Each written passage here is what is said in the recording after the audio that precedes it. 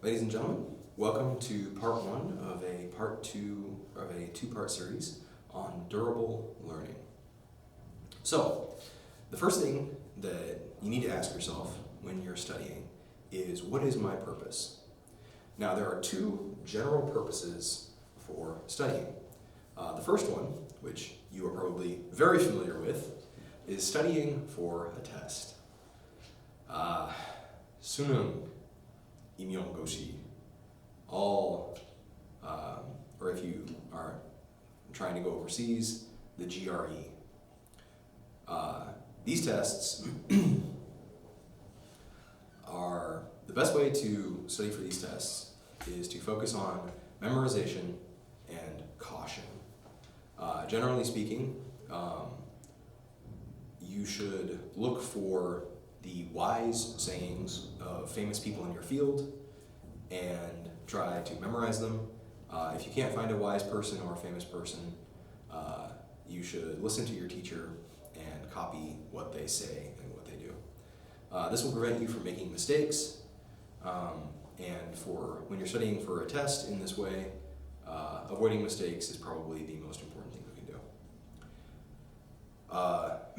However, I'm not going to talk about this very much more because I think that test preparation, there are a lot of resources available to you for this. Any Hagwon will help you do this, and most of the study assisting groups on campus will help you do this. For example, at my university, we have a writing clinic, we have a language clinic, we have a math clinic. All of these groups will help you prepare for a test. So, this kind of test, or preparing for the test, is best with memorization and caution, because fundamentally it is designed to help you answer objective and often very artificial questions. And the other reason it's good is because it's fast. You can memorize a list of facts relatively quickly, and you don't have to think very much. However, there are quite a few disadvantages to this approach as well. Number one, you will probably forget the things that you learn when the test is finished. Memorization, rote memorization especially, and cramming, byoraktigi, is pretty inefficient for retaining information. I'm sure many of you have experienced this. I know I have. You have the big test coming up, and you memorize all the books, you memorize all the formula, and you go to the test, and it's super stressful, and and then you finish, and everything you learned goes boom, and it's gone forever. This is a predictable consequence of cramming, and it's a predictable consequence of a memorization approach. The other downside to this is the cautious and memorization-based approach doesn't really help you use the concepts and information that you're learning. For example, one of my best friends is a mechanical engineer, and he says that the most dangerous thing in the world is a new engineer straight out of college. The reason for this is because in college, these new engineers learn many mathematical ideas and abstract concepts, and they memorize lots of formula, and it's very impressive in a purely mathematical way. And then they build a house, or they build a road or a bridge, and they don't know how to use a screwdriver, or they don't know that dirt is bad for mechanical equipment. And because they have no practical experience, they not only make lots of huge mistakes when they first start working, many of the mistakes they make are actually dangerous and can injure workers. This is not just an engineering thing. This is most professions. I work in a teacher's college, and many of our students, when they become teachers, they discover that, wow, teaching in a classroom is much different from studying for the teacher's test. I'm sure that in your field of study, it's probably the same. As such, for the rest of this video, I'm going to encourage you to focus less on test preparation and more on durable learning. So, studying for durable learning will help you on tests, but it's slower. What I mean by that is that when you learn for durable learning, when you study for durable learning, you have to take the concept and treat it like Legos. Treat it like a toy. You play with it in your mind, you move it around, you manipulate it, you try to break it. You see how it works, and then you apply it to practical problems. So for example, if you are an engineer and you learn an amazing formula about how metal bends, the practical learning application is you should go out after class and you should buy a piece of metal and you should try to break it and see if it matches see if it matches your formula. See what surprises happen. See what little things, little details make a big difference. Okay? Now, this is obviously not as fast as memorizing. However, it has several advantages. Number one, it's generally a lot more fun. When you learn something to understand it, at least in my experience, when my students learn something to understand it, they have feelings of curiosity, they have feelings of wonder. They feel like, wow, I live in this interesting, amazing world, and I'm really understanding how it works. I have never gotten that feeling cramming for a test. Maybe you're different. The second thing is it's much easier to keep these memories for a long term. If you learn an idea and you put it into practice and you use it several times and you play with it, when the test is finished, it probably won't fly out into space and disappear. Many times when you learn something in a durable way, you can remember it for years, for decades, maybe even the rest of your life. Thirdly, because it's so much easier to remember, it makes the next test easier because you have more of a foundation. So if you really remember the concepts for the first test, and you learn them in a practical way, you learn them slowly, you learn them practically, for test number 2, you don't have to start from the beginning again. If you're cramming and you're just studying for the test, you have to start over every new test because you're forgetting so much. As such, the cramming method is pretty effective for elementary school students, for example. Middle school students, not a problem. High school students, starting to get harder. College students, very difficult. Graduate students, master's, PhD. Whew. Ooh, brute force memorization is going to be hard. Okay. So,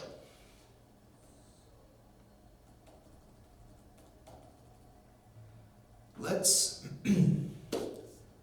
start to understand what durable learning is. In order to understand this concept and to learn concepts efficiently for the long term, it's important to understand how memory works. I'm going to explain this through the metaphor of a spider and a fly.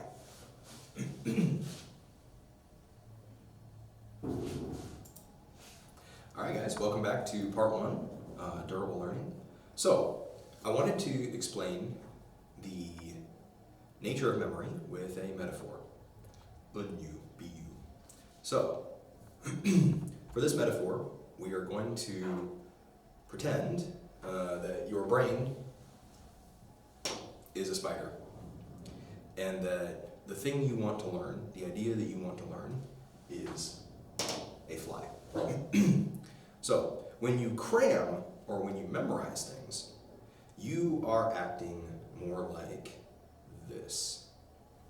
By that I mean that you have one spider thread, gumijul, one point of contact, and you're trying to throw the thread and catch the fly with just one piece of thread.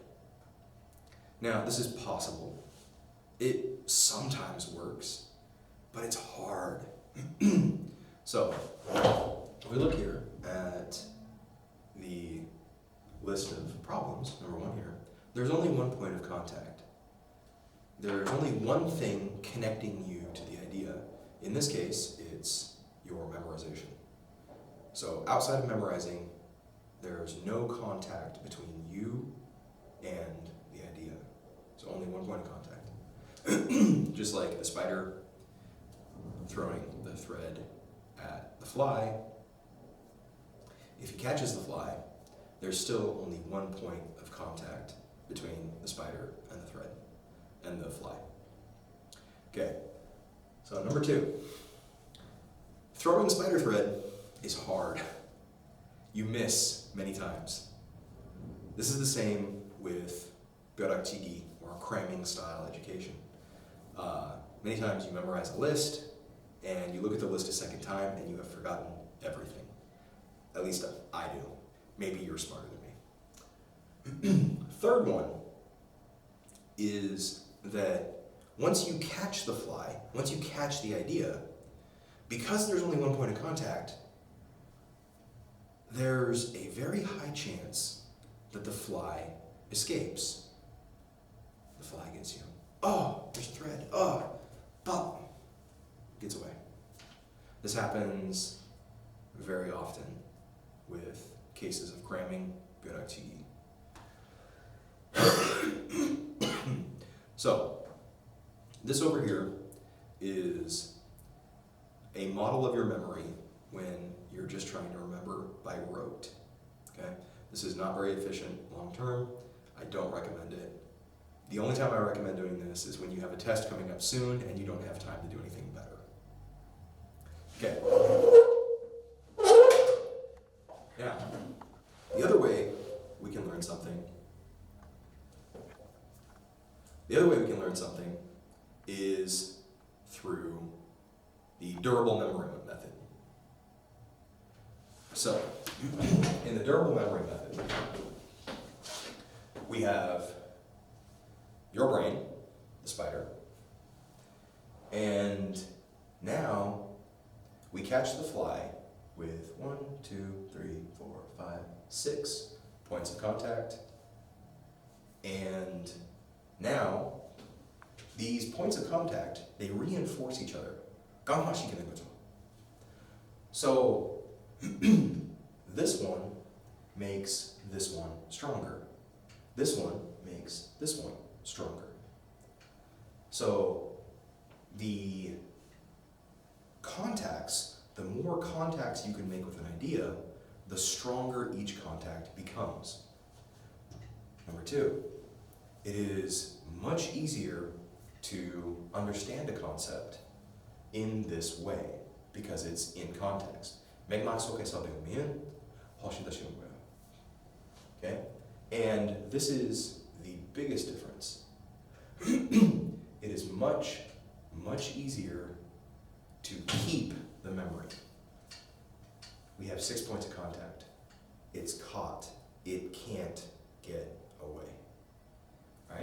So, the next thing we need to explain is how to make these points of contact. In order to do that, I'm going to invite my friend Tom up here, and that will be the next section of our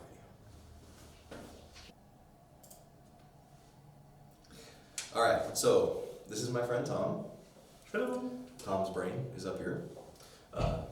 My brain is over here. Okay, now Tom, I'm going to write down some information right here. Okay. Please take a look at this and try to remember it. Sure.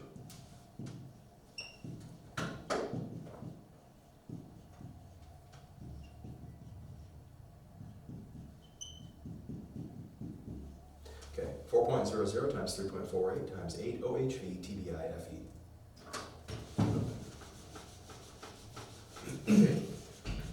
Okay. 4.00 times 3.48 times 4. No.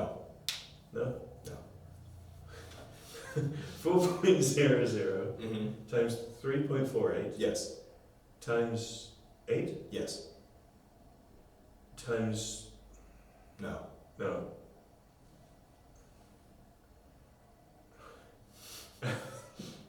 OHV TBI FE. OHV TVI. No, TBI. Oh, TBI. OHV TBI FE. Yes. So from the beginning, sir. Okay. 4.00 Yes. times 3.48 Yes. times 8 Yes.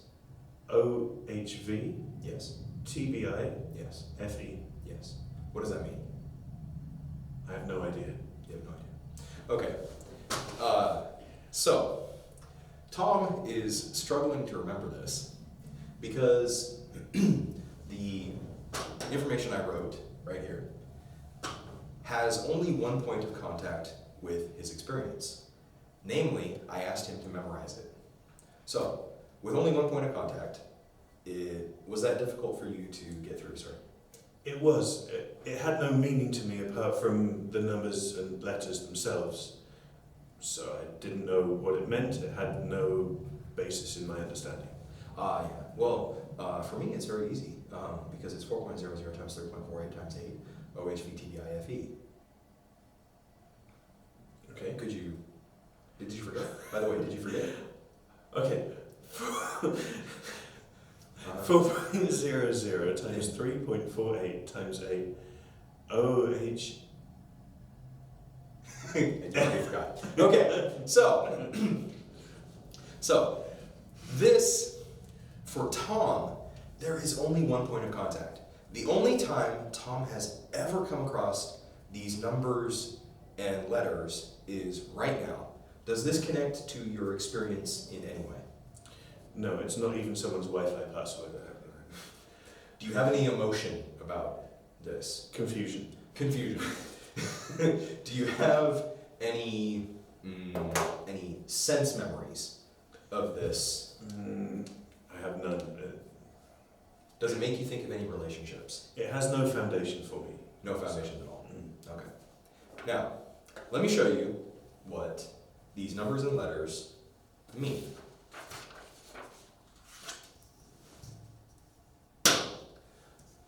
.00 times 3.48 times 8 OHV TBI FE describes this right here. This is the most common engine in the world. More cars and trucks have this engine than any other in the world. There are more than 100 million of them in existence. The reason this is meaningful for me is because when I was 17, I got a part-time job rebuilding old engines. So, when I think of this, these numbers and letters were things that I had to check at my work every time I took one of these engines apart. So, let me show you the connections I had. I have a very strong memory of the smell of oil. The shop where I worked always smelled like engine oil. Okay? I remember my boss So I have a relationship that I remember. My boss had very, very silly hair. I still remember this. Okay? I remember, oops. My dad would take me to work every day. So I remember riding with my dad to go to work. Okay? I remember the weight. Carrying these engine parts was really, really heavy. Many of them were sharp, and I had to be careful because I could cut my fingers. In fact, I cut my fingers many times on these because they're sharp and they're heavy. I also remember feeling pride. I felt pride because this was my first real job. And I remember getting my first paycheck and feeling like, man, I'm an adult now. Okay? I also remember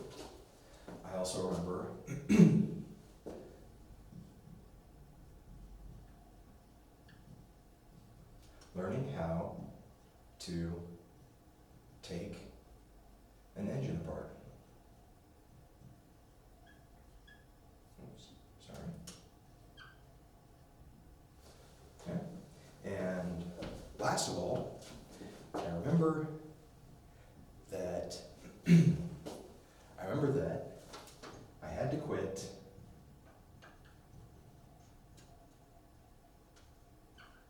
for my school schedule. So, if you look at these, you'll notice that I have different kinds of connections. This is a sense connection, smell. This is a relationship. This is also a relationship. Okay? This is an emotion, a very strong emotion in my case. This is a process. I remember learning this process over and over and over again. Okay? This is an emotional memory. I felt very sad to quit. This is a memory of physical pain. I cut my fingers many times. This is a sense memory, touch. So for me, 4.00 times 3.48 times 8 OHV TBI FE is very easy to remember. I'll remember it probably until the day I die. Because for me, it's all in context. I have many, many, many points of contact. Tom has one.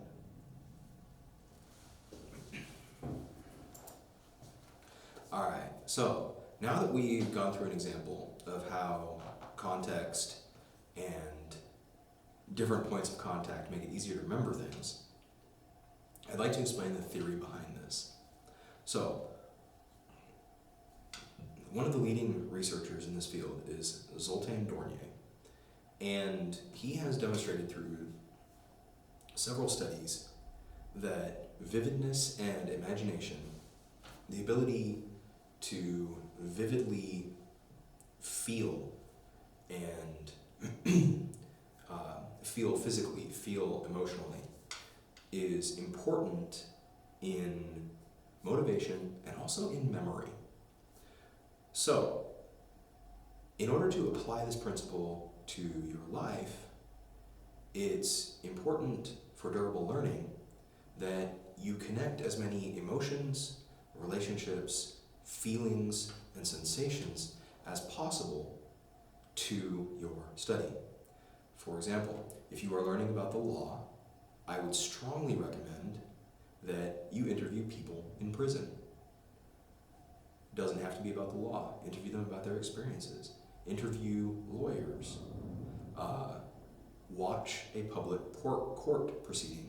Go to the court. Hang out. Talk to the clerks. Okay? If you are learning about shipbuilding, okay? See if you can get old parts off of a ship. Take them apart. Disassemble them with your hands. See how the pieces move. Okay? Talk to other ship engineers. Build remote control ships. Okay? If you were learning about sports science, do judo. Do judo competitively. Learn how it feels to compete in these sports.